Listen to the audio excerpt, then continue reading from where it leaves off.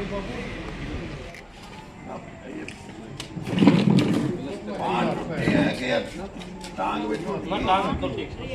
नहीं वो दिन भाई विजेंद्र ने बोली बोली मैं तेरे छोटे तो टेक दूंगा। सर, चुनाव की जो तारीख है उसको आगे करने के लिए इन लोगों ने और बीजेपी ने चुनाव आयोग को चिट्ठी लिखी है कि चुनाव की वोटिंग प्रभावित है, उसको लेकर किस तरह देखते हैं? इसके बारे में तो मैं पहले भी बोल चुका हूँ कि जी बीच में 5-6 छुट्टियां पड़ती हैं इसलिए वोटिंग कम होगी, ऐसा नहीं है। कहीं चुनाव की तारीख वोटिंग की बदली हुई जाती है तो कोई बड़ा तो कोई त्योहार होता है उसमें 1-8 दिन का फर्क होता है तो वो बदल देते हैं।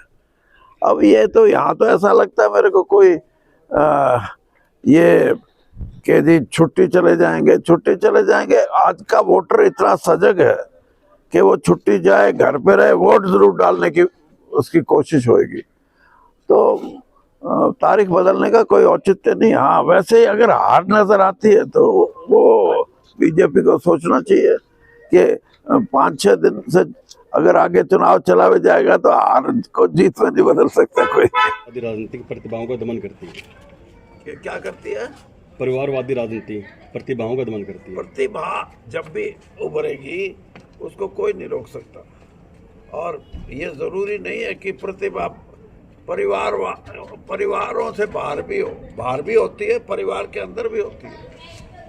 तो ये कोई पैमाना नहीं है कि उभरती हुई प्रतिभा तो अब जैसे ये लड़की विनेश फोगाट है, ये बिल्कुल साधारण परिवार से है, तो प्रतिभा है। तो आज बड़े बड़े आदमी भी उनको कहते हैं कि इनको राज्यसभा में भेजो, कोई कहता है इसको चुनाव लड़ाओ, कोई कहता है इसको कांग्रेस में लेके आओ, कोई कहता है ये बीजेपी में रहेगी।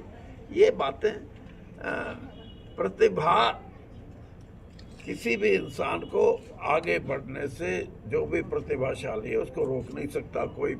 और परिवारवाद की जो ये बात करते हैं, इनको डर लगता है गांधी परिवार से, क्योंकि आज का गांधी परिवार इस इलेक्शन में साबित हो गया कि राहुल गांधी के साथ जो जनता जुड़ी है उसमें इनका जो त्याग है, जो इन्होंने बलिदान दिए हैं, दादी उसकी गोलियों से मारी गई उग्रवादियों द्वारा,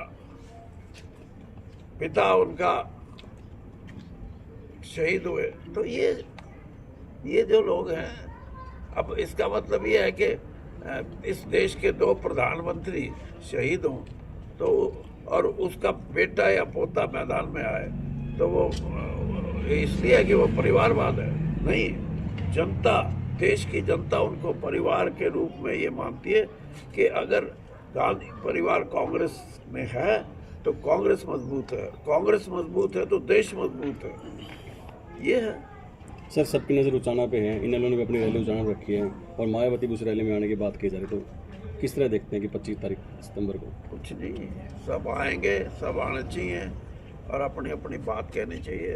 बाकी बिसात तो बिच चुकी है और उसमें जो कांग्रेस और कांग्रेस का समर्थन जो मिल रहा है कांग्रेस को जनसाधारण से, ये जो लोग कहते हैं ना कि फलां बिरादरी नहीं देगी या फलां बिरादरी ज़्यादा देगी, नहीं, मैं ये मान के चलता हूँ कि हरियाणा के इस चुनाव में 36 बिरादरी के लोग अपनी मर्जी से वोट देंगे। कांग्रेस को वोट देगा कोई, ये नहीं है कि कोई बिरादरी ने ये कह दिया कि यही ज़्यादा देंगे, दूसरे भी देंगे। और जिनको ये कहते हैं कि जो कांग्रेस को देने वाली बिरादरी बड़ी है वो दूसरी जगह भी देंगे। तो वोट का हक और वोट की पहचान कि मैं कहाँ दूँ, ये हर आदमी का अपना अपना है। सर, कंगना रनौत का एक बार फिर एक बयान आया है, उन्होंने कहा है कि अगर जो किसान बैठे थे वो भाजपा अगर कानून वापस नहीं लेती तो वहाँ पर बांग्लादेश जैसे हालात किसान बना देते, तो इसके बारे में क्या कहें? देखिए, ये तो बात ऐसी नहीं है। मैं ये मान के चलता हूँ कि किसान एक बड़ी ताकत है और वो अन्नदाता भी उसको बोलते हैं, और वो इन चीज़ों में विश्वास नहीं करता कि मैं अपने देश के या कोई इस तरह का वातावरण पैदा करूं जिससे कि हमारे देश की जो प्रजातंत्र है उसको खतरा पड़े। हमारे देश किसान देश के लिए है। और देशभक्त होने का मतलब ये नहीं है कि देशभक्त जिसको बीजेपी मानती है वही देशभक्त है। उनका इतिहास उठा के देखो और किसानों का इतिहास उठा के देखो।